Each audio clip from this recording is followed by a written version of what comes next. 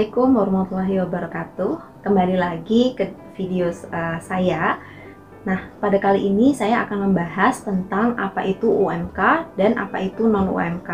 Karena seperti Bapak dan Ibu tahu, di saat pertama kali mendaftar OSS berbasis resiko, ini Anda dihadapkan untuk memilih menu UMK atau non-UMK.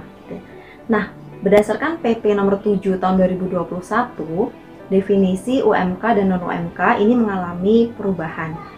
Usaha mikro kecil ini adalah kelompok usaha dengan permodalan maksimal 5 miliar rupiah. Dan untuk non-UMK ini permodalan di atas 5 miliar rupiah, termasuk juga penanaman modal asing ya, karena modalnya minimal 10 miliar rupiah.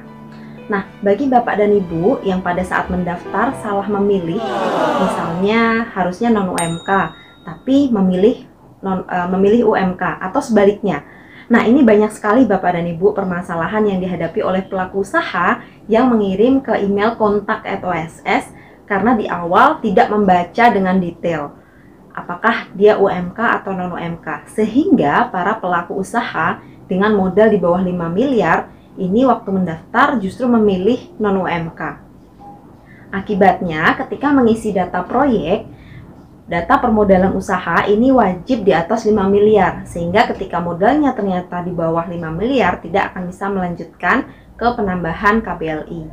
Nah, lalu bagaimana penyelesaian agar bisa tetap menjadi UMK, di mana kondisinya ya adalah salah klik di awal pendaftaran. Nah, ikuti tips berikut ini ya Bapak dan Ibu.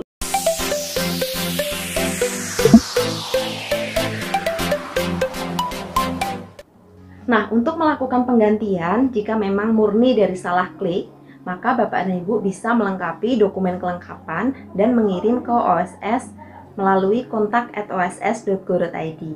Nah, caranya Bapak dan Ibu pastikan sudah melengkapi data badan usaha, kemudian nama dari penanggung jawab atau pelaku usahanya, dan juga nomor KTP.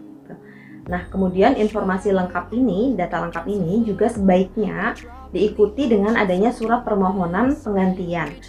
Jadi antara penggantian ke UMK ataupun dari non-UMK ke UMK ini sebenarnya berdasarkan regulasi ini tidak ada. Karena kan artinya downgrade gitu ya Bapak dan Ibu. Yang harusnya permodalannya di atas 5 miliar tiba-tiba menurun menjadi di bawah 5 miliar. Secara regulasi itu tidak ada. Karena konsep yang ada di Indonesia, pelaku usaha ini kita provide untuk naik kelas. Jadi sebelumnya usaha mikro kecil kita provide untuk menjadi non-UMK gitu. Tetapi kesalahan klik yang mungkin Bapak dan Ibu lakukan karena kurang teliti dalam membaca di saat mendaftar, ini bisa kami bantu untuk selesaikan dengan adanya informasi yang lengkap dari Bapak dan Ibu. Jika tidak ada surat permohonan untuk penggantian, kemudian tidak ada data diri dari pelaku usaha dan juga data legalitas, tentunya kami akan mengalami kesulitan untuk proses verifikasi.